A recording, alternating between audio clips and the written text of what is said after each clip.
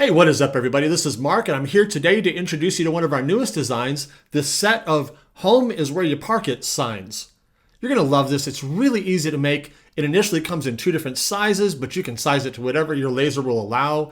The small one you can make with just one sheet of material. The larger one takes just two sheets. It comes with two different types of stands for you to set them on and 6 different types of trailers to go in there. So it's really versatile, easy to make, great to give as gifts, and easy to make money on as well. I'm going to walk you through the file and show you a couple of tips and tricks to get the most out of this design. So let's take a look. Let me walk you through the finished product and then we'll take a look at the file itself. This is a total of 5 layers. So you've got the back piece, which is just simply a blank flat piece that you can paint a sky color or whatever you'd like there. Then the next one up is the layer that has the mountains on it. And you can choose to leave in the insert that comes out of there and paint it a different color like we did here. Or you can take it out and let the back layer be seen, whichever you prefer. It's up to you. And then also on that layer with the mountains, you're going to see a score line, which you can't see here, which is the whole point. A score line to show you where to put the trailer that you've chosen to use. That way it's positioned properly between these two trees and just barely at the top of this text here. And again, you'll see a red score line in each of the files. I'll show you that in just a moment. My intention for the trailer is for it just to barely go behind both sets of trees. And so you'll see that the trailers are different sizes depending on the type of trailer. And I'll show you an example. Like this is the teardrop one here. And you'll see that it's about, this tall and it peaks just behind the trees. But if you go to let's say the 5th wheel, I wanted you to be able to see enough of the trailer to know that it is indeed a 5th wheel. So it is shorter than the teardrop because I wanted just a little bit to go behind the trees here and a little bit to go behind the trees there.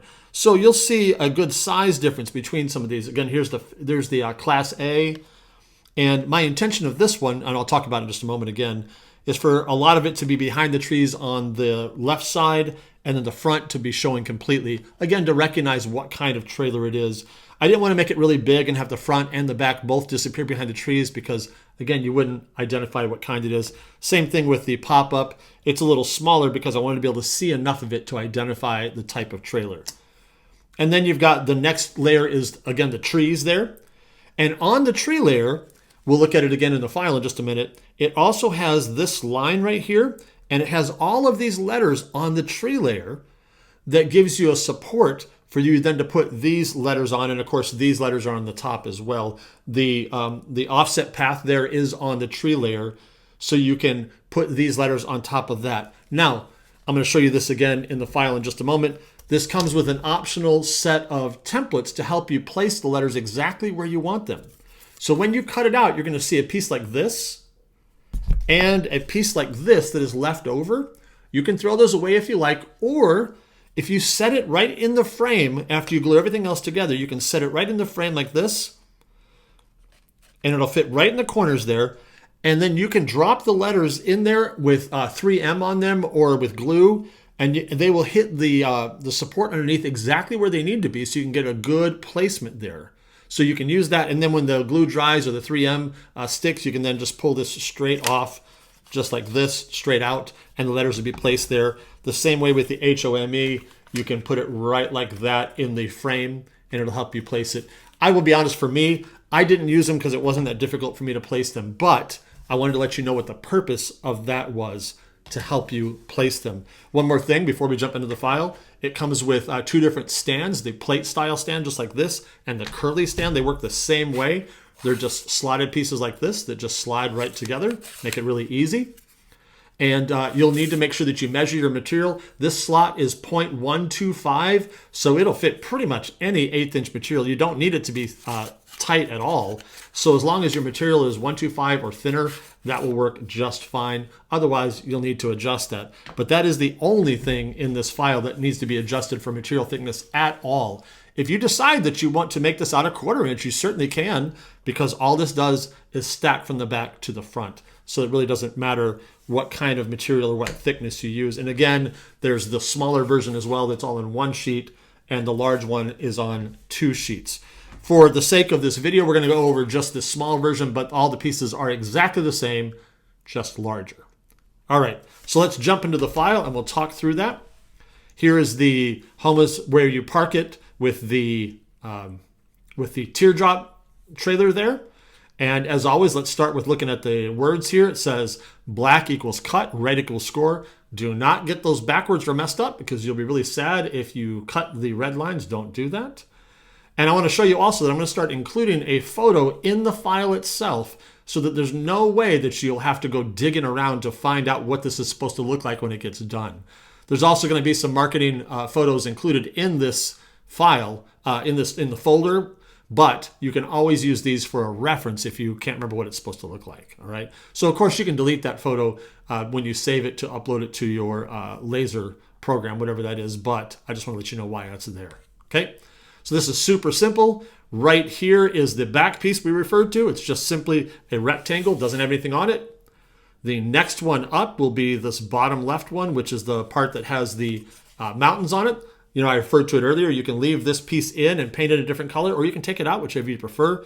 And then you see the red score line, which shows you where to put that teardrop. And it is negative 0.01 smaller than your trailer. So it'll just barely disappear when you put it down there, which is perfect. If you would like to make the trailer larger than I supplied, you are more than welcome to. Just remember to delete that red score line so that it doesn't look weird or stick out in any particular place. But if you're going to leave it just like I made it, you can just stick it right on there. Make sure that you put the back piece, then the mountains, stick your trailer on there, and then the next piece after that, because it'll be way harder to put the trailer in there if you don't do it in the right order. All right, so your third piece then is this piece right here, which has the trees, HOME, and is where you park it all on one layer. As you see here, I painted those all just a light green there, and that includes this offset path under the HOME. And it also has a supporting piece that goes across like this that you'll see in the file there as well. And then the top piece is what we talked about here with those two templates. If you prefer to use them, you'll see that there is a cut line right across here, right there. And that allows you to have, sorry, this is the wrong size, the big one here. This is the template for this one. Of course, you can use that for placement if you like, or not. You can throw that out if you wish, up to you. And then you have the is where you park it. And then the final layer technically are these four 45-degree angle frame pieces that go just right here, 1, 2, 3, 4. And the reason I didn't do a solid piece is because simply that takes a lot more material. So if you cut it up like that, it looks like a real frame and it saves you extra space in the material as well. I'll just click through the other ones. You'll see there's the exact same one with the Class A. Again, make sure that you score the red, do not cut the red. There's the Class A there. And then we've got the fifth wheel. All the files are exactly the same with the exception of the trailer itself. Here's the the trailer number 1, which has the slanted front there. And then trailer number 2, which has the rounded front. And then the last two files we've got here is we've got the pop-up trailer here, just like that. And then the very last file in this set is the plate stand, and you've got the curly stand and then the plate stand, which I showed you here, just like this one. And again, the slot size is 0.125. If your material is that or thinner, you're in great shape. If it's thicker, you just need to widen that slot to accommodate your material. But that's all it takes to make these. They're extremely easy to make. Again, you're welcome to resize it if you wish. I just made it this size because I know a lot of you have the 12 by 20 or the 11 by 19 cut beds. So these will be really easy to make this size all day long. And again, this one just simply takes 2 sheets instead of 1 because of the size. So that's all it takes to make these. Let me know if you have any questions at all. I'd love to help you. Also, as always, I'd love to see what you guys make with these. So send me some pictures, post some reviews, show me what you guys make. Let me know how I can help you. But until then, as always, I'll see you in the next one.